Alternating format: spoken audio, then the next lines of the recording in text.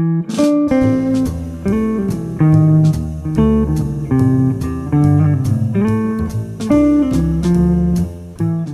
what is going on? Welcome to the video, welcome to the channel, welcome back to Teyvat. My name is Jazz. Okay, so the Primordial Jade Cutter has been released and there's a lot of buzz surrounding it as to whether or not it's the new best in slot sword choice for Keqing. Thought I'd go ahead and do a little comparison today between it and a few other very popular choices for Keqing to see which one comes out on top.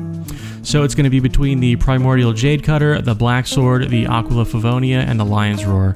I do not currently have the Summit Shaper, so I won't be able to include it in today's comparison, but I do know that it is a very powerful choice for Keqing, so maybe I'll be able to come back and revisit that one a little bit later on. I do just want to say up front that I have not reached endgame yet. I'm currently AR 27, but since we're just going to be doing a straight damage comparison, I think the information I provide here will be of value. And since not all the swords we're going to be looking at today are optimized using the same artifacts and builds, along the way I thought I'd talk a little bit about what I think are some of the best 3-star artifact sets for a main DPS like Keqing to help you through mid-game. Okay, so with all that out of the way, I'd like to go ahead and ask if you could leave a like on the video and please consider subscribing to my channel. That'd really help me out a whole lot, and let's go ahead and get into the video. Okay, so let's go ahead and take a look at the swords we're going to be comparing. Just a reminder, we're going to be looking at these in the context of Electro Keqing, so even though the Aquila Favonia has a physical damage bonus as its secondary stat, it's still a very good choice for her because of its high base attack and pretty good passive. Okay, so the Primordial Jade Cutter, big crit rate bonus for the secondary stat. This is a really nice perk of this weapon. Its passive increases your HP and gives you an attack bonus based on a percentage of your HP.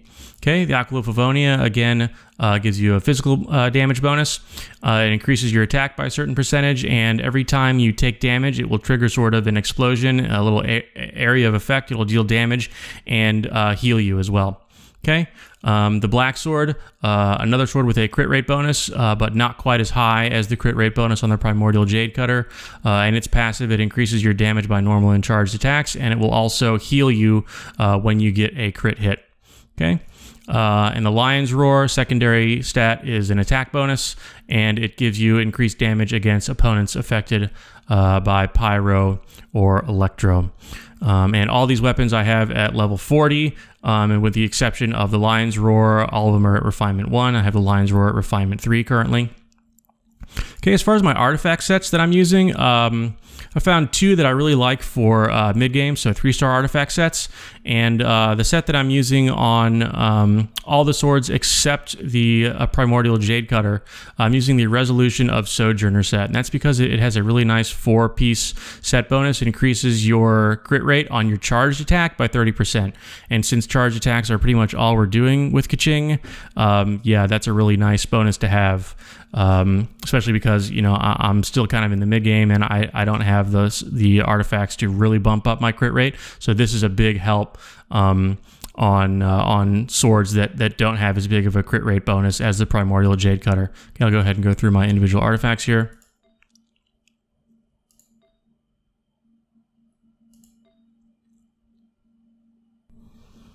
Okay, and with the Primordial Jade Cutter, I go ahead and switch to the Martial Artist set. It doesn't give me any crit rate bonus. That's because I don't need it. The Primordial Jade Cutter has enough of a crit rate boost built into it.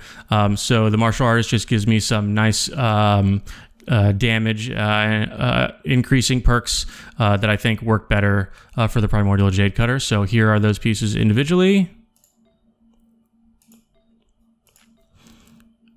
Okay, and with all that out of the way, let's go ahead and get into the comparison.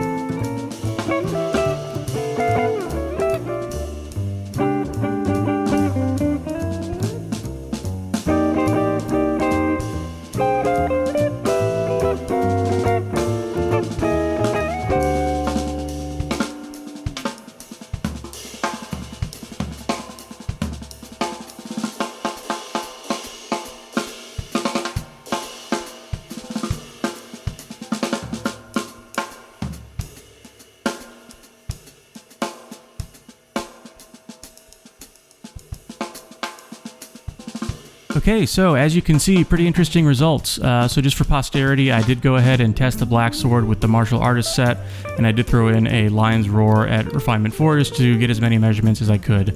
I do have the swords listed in order of the highest crit I achieved on the Pyro Regisvine, but I am going to hold off on saying that this one or that one is the best because there are several factors to consider. For example, yes, the Primordial Jade Cutter does do the most damage and does have a very desirable secondary stat. However, both the Black Sword and the Aquila Favonia can heal you. So yeah, if you value that healing, you may favor one of those over the Jade Cutter because ultimately they're not that far behind the Jade Cutter with the amount of damage they can deal. I could also argue the Black Sword is the easiest to obtain of these four. It's a Battle Pass weapon, while the other three at the moment can only be obtained from wishes. That can definitely be a factor. And the Black Sword did fare very well on this list. It has that crit rate secondary stat, it heals you, and with the right build it can come very close in damage to the Jade Cutter. The Aquila Favonia does have the highest base attack of all these. Its secondary stat is not very useful for Electro Keqing, but it does heal you, which is also very nice. The Lion's Roar did okay. It might be better if you have some refinements for it. As you can see, I extrapolated what the damage number for an R1 Lion's Roar might be. Its secondary stat is attack percentage, which is not the best, it's not the worst, and it doesn't heal you. So right now I'd probably put it at the bottom of this list, but it is still very good. And the Primordial Jade Cutter, the main subject of this video, it turns out is very strong. It has the highest damage potential of these four swords. It has a very high crit rate secondary stat, which will allow you to spec into crit damage or other damage increasing stats in your artifacts. It gives you more health, and since the HP boost and damage boost are both percentage based, all those artifacts you have that give you more health will now actually give you more damage too. Alright, so that's going to be it for the video. I hope I was able to give you some information that'll help you decide which one of these swords would be best for you. Please leave me a like on the video. If you enjoyed it, please subscribe to my channel. That would really be a big help to me. Thanks everybody so much, and I'll see everybody in the next video.